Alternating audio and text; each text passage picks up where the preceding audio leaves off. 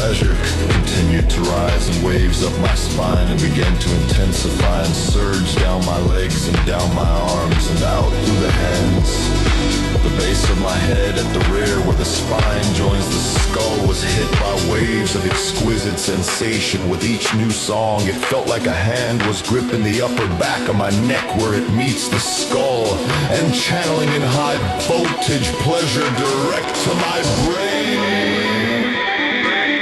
After each wave of energy up my spine, this sensation did not totally subside, but seemed to remain as a scintillation of increased magnitude higher than the level before it.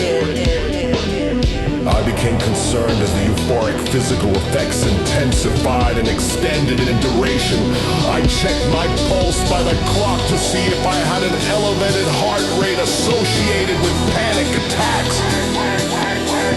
My pulse was normal and steady, and my body felt very, very relaxed.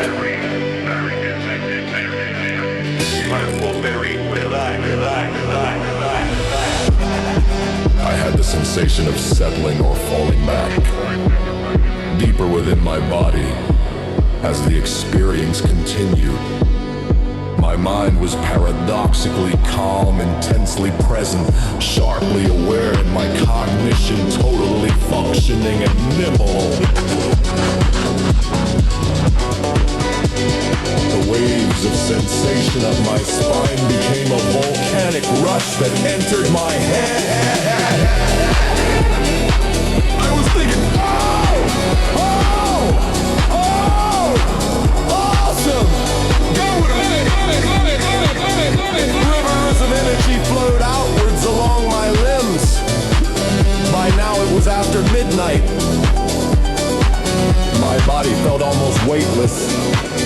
I felt immense power flowing through my body. At one point I looked at my hands and they felt so full of the sensation of energy and so insubstantial that I wondered if they might pass through the wall if I tried.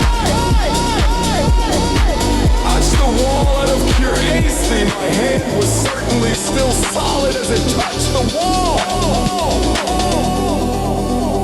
It was just that I could not feel my hand.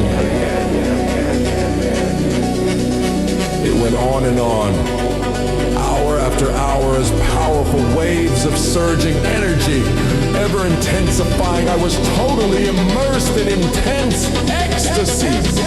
Suddenly, there was another huge rush of energy upwards. It was complete darkness. I found my locus of consciousness now resting in the center of my head as a tiny pinpoint.